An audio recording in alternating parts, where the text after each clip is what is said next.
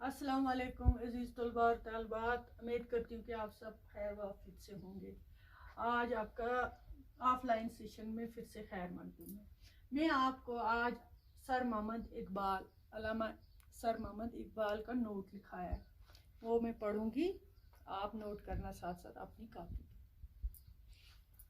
علامہ اقبال 1875 عیسوی میں پنجاب کے ایک مشہور شہر سیالکوٹ میں پیدا ہوئے۔ آپ کو علم اور ادب سے بچپن سے ہی ایک خاص لگاؤ تھا۔ ابتدائی تعلیم سیالکوٹ میں حاصل کی۔ اقبال میں قدرت نے شعر گوئی کا فن فراخ دلی سے پیدا کر رکھا تھا۔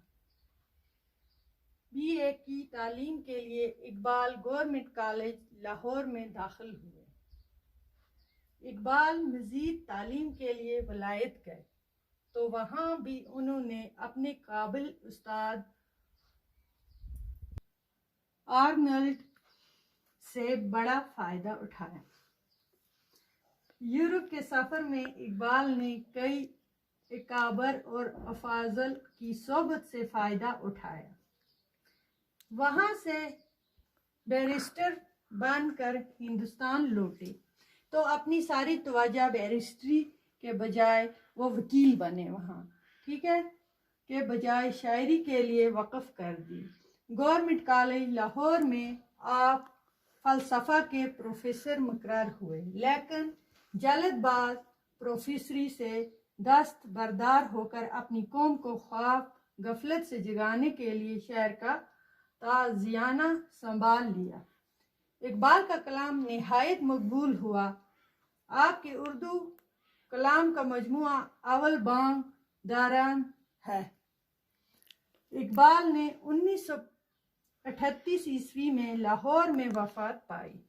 آپ کے جسم فانی کو نہایت عزت کے ساتھ شاہی مسجد لاہور میں دفن کیا گیا ہے، پاکستان میں شاہی مسجد لاہور۔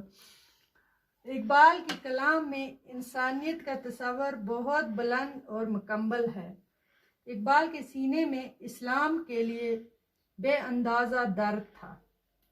اقبال کے سینے میں اسلام کے لیے بے اندازہ درد تھا، اس لیے زندگی کے آخری مرحلے میں وہ اپنی قوم کی ترقی اور بہبودی سے وابستہ ہو گئے اور ان کے کلام میں سیاسی رنگ پیدا ہو گیا۔ ان کی توجہ زیادہ تر اہل اسلام کے احتیاط پر مرکوز ہو گئی۔